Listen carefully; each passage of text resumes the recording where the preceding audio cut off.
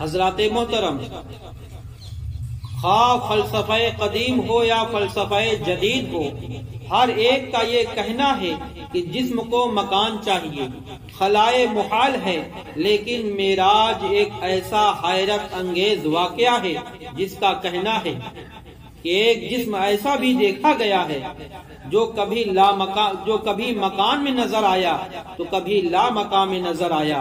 آج کی گفتگو واقعاتی نہیں، نکاتی، منقولاتی نہیں، معقولاتی ہوگی۔